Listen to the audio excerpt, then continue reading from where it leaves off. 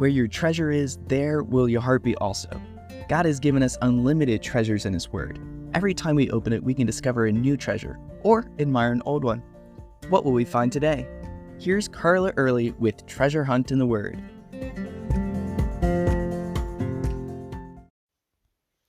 One of my favorite services that we used to have at church was at the end of the summer.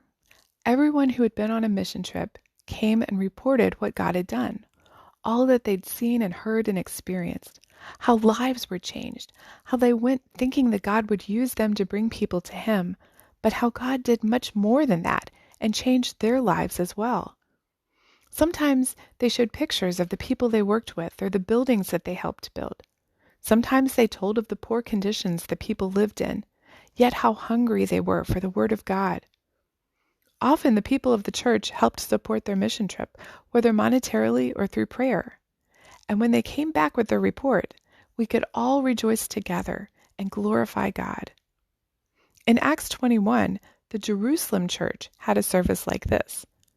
Though the Antioch church really sent Paul and his mission team out to spread the gospel, the church in Jerusalem was still home base, and they listened excitedly to all the stories the mission team told about what God had been doing. This must have been such an encouraging time for them. Here's what Luke said happened. And when we had come to Jerusalem, the brethren received us gladly. On the following day, Paul went in with us to James, and all of the elders were present. When he had greeted them, he told them in detail those things which God had done among the Gentiles through his ministry. And when they heard it, they glorified the Lord. Can't you just picture Paul and his friends telling story after story about how God had been working? I bet James and the other leaders sat there listening for hours to all God had been up to with the Gentiles. And I'm pretty sure Paul carefully gave God glory for every detail.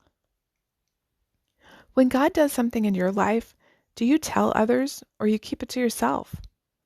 A friend of mine led someone to the Lord for the first time a while back.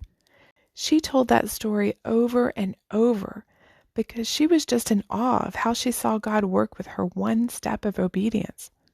That encouraged me so much, and I know it did others too. I'm sure someone who heard her tell that story thought, if she can do that, I can too. God, who do you want me to share the gospel with? Another friend I had felt moved to talk to a man that she saw who looked very dejected. After hearing his story, she dropped everything that she had to do that day to help him. Through her kindness and love, that man heard about Jesus for the first time.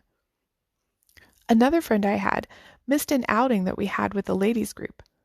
When I inquired about her absence, she was all smiles and said, there was a very good reason, and it was all God.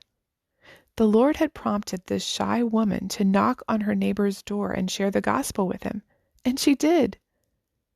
I love hearing stories like that. I bet you have what I call God stories to tell that would encourage others and glorify God. I'd love to hear them, and I'm sure others would too. Who can you tell? You can contact us at treasurehuntintheword@gmail.com. We'd love to hear the treasures God has given you through His Word. You can listen to other episodes on our website, which you can find in the description below. Thank you for listening, and remember, where your treasure is, there will your heart be also.